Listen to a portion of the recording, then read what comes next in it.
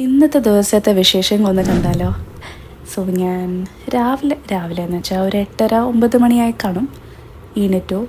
പിന്നെ ബെഡൊക്കെ ഒന്ന് നീറ്റാക്കി വെക്കാമെന്ന് വിചാരിച്ചു.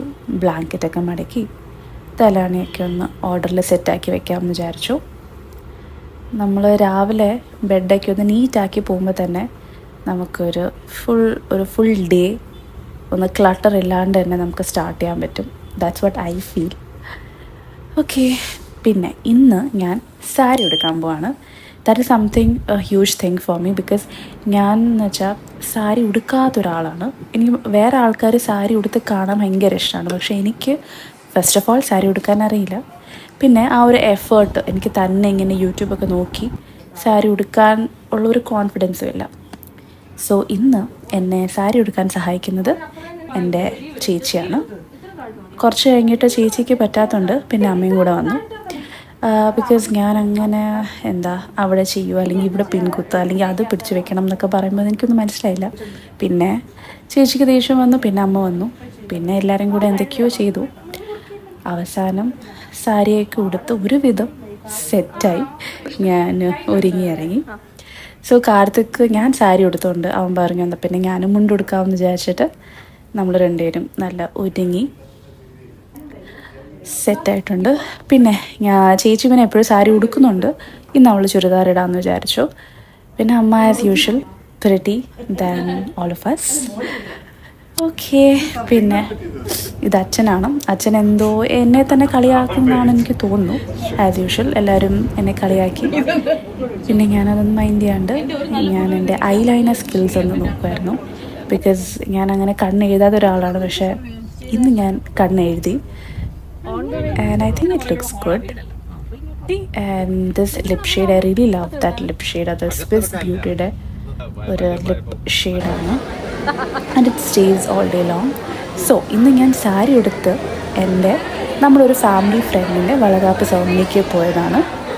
And it was A very beautiful ceremony. അപ്പോൾ നമ്മളിപ്പം സ്വീറ്റ് കൊടുക്കുന്ന ആ ഒരു ചടങ്ങ് ചെയ്തുകൊണ്ടിരിക്കുകയാണ്.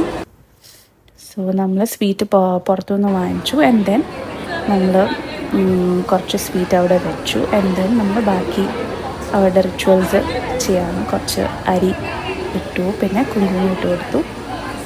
യാ, and that's all. And then to my favourite part, eating sadya. എനിക്ക് സദ്യയുടെ ഏറ്റവും ഇഷ്ടമുള്ള കാര്യം എന്ന് വെച്ചാൽ പായസവും ബോളിയാണ്. എനിക്ക് ആ പ്രത്യേകിച്ച് വെജിറ്റബിൾസ് ഒന്നും ഇഷ്ടമല്ല. പക്ഷേ പായസവും ബോളിക്ക് വേണ്ടി ആണ് ഞാൻ എല്ലാ സദ്യ കഴിക്കാൻ പോകുന്നത്. പിന്നെ നമ്മൾ അവിടെ നിന്ന് പതുക്കെ എല്ലാം പ്രോഗ്രാമൊക്കെ വൈൻഡപ്പ് ആയിട്ട് heading back home. And then വീട്ടിൽ പോയപ്പോഴാണ് എനിക്കൊരു ഐഡിയ വന്നത്. എന്തായാലും ഇന്ന് ഞാൻ സാരി എടുത്തല്ലോ, എന്നാൽ പിന്നെ കുറച്ച് ഫോട്ടോഷൂട്ട് ആയാലോ എന്ന് വെച്ചിട്ട് നമ്മൾ ആക്ച്വലി ഫുഡൊക്കെ കഴിച്ചിട്ട് എനിക്കങ്ങ് ഉറങ്ങിയാൽ മതിയായിരുന്നു. പക്ഷേ ഞാൻ കാർത്തികിനെയും ഫോഴ്സ് ചെയ്ത് കൊണ്ടുപോവാണ് കുറച്ച് ഫോട്ടോസ് എടുക്കാൻ. നമ്മളാദ്യം എവിടെ പോവും, എവിടെ ഫോട്ടോ ഷൂട്ട് ചെയ്യും എന്നൊക്കെ വിചാരിച്ചിരിക്കുകയായിരുന്നു. ദെൻ വി തോട്ട് നമുക്ക് മ്യൂസിയത്തിൽ തന്നെ പോവാമെന്ന്. മ്യൂസിയം ആകുമ്പോൾ നമുക്ക് കുറച്ച് നല്ല സ്പേസ് ഉണ്ട്. നമുക്ക് നടന്ന് ഇഷ്ടമുള്ള രീതിക്ക് ഫോട്ടോസൊക്കെ എടുക്കാം. പോകുന്ന വഴിക്ക് ഭയങ്കര ചൂടാണല്ലോ ഇപ്പോൾ.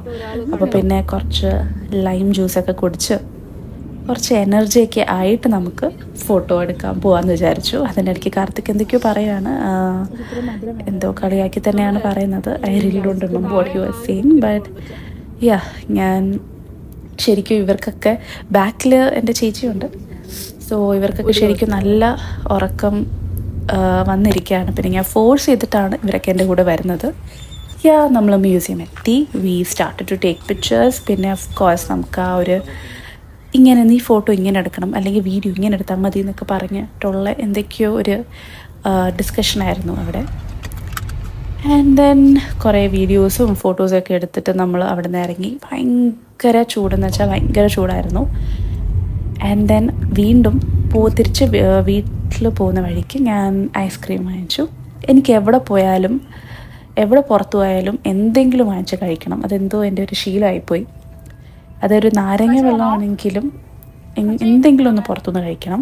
ഇത് എൻ്റെ ഒരു ഫേവറേറ്റ് ഐസ്ക്രീം ഫ്ലേവറാണ് from Paul's creamery.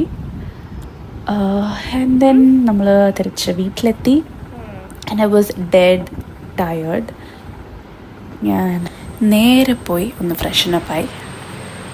And the next day എനിക്ക് അന്ന് എൻഡിങ് വീഡിയോ ഒന്നും എടുക്കാൻ പറ്റിയില്ല. നെക്സ്റ്റ് ഡേ ഞാൻ ഓഫീസിൽ പോയി. So I hope you like this video. By.